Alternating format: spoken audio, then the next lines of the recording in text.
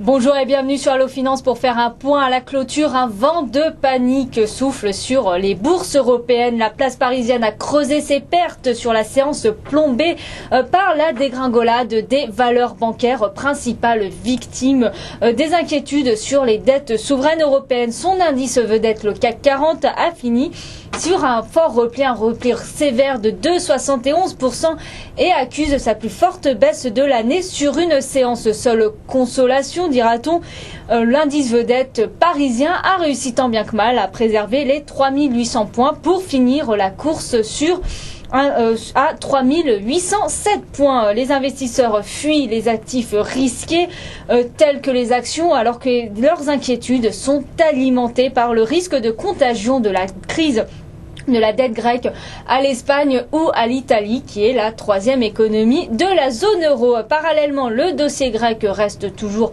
au point mort. Les dirigeants européens n'arrivent toujours pas à trouver et à se mettre d'accord sur un nouveau plan, sur le deuxième plan de sauvetage de la Grèce et sur le rôle des banques dans ce nouveau programme d'aide. Les autres places européennes trinquent également, à l'image de Francfort qui recule de 2,40% à 7225 points, tandis que le FTSE à Londres abandonne entre guillemets seulement un 18% à 5922 points. À signaler qu'aucune valeur du CAC 40 n'a réussi à finir dans le vert ce lundi.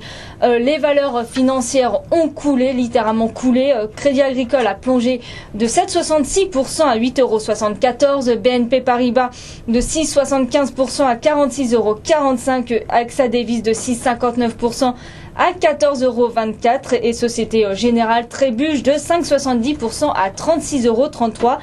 Et pour finir, Natixis qui dévisse de 2,02% à 3,25 €, alors que Exane BNP Paribas a relevé sa recommandation sur le titre de sous-performance à surperformance. Le secteur automobile a été également mal orienté, à l'image de Peugeot qui présentera ses résultats commerciaux demain matin et dévisse de 3,77% à 30,08 €. Odo et Securities a abaissé son objectif de cours sur la valeur pour la passer à 35 €, pour le passer de 35 € contre 40 € précédemment.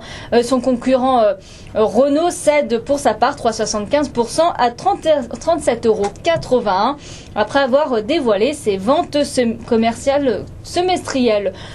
Parmi les valeurs qui surperforment le marché, on a Danone qui cède 1,75% à 51,56 €. Le titre bénéficie d'un soutien de JP Morgan qui recommande de surpondérer la valeur, et Danone figure parmi les valeurs préférées du broker dans le secteur agroalimentaire, et ce avant la publication des résultats de Danone le 28 juillet prochain.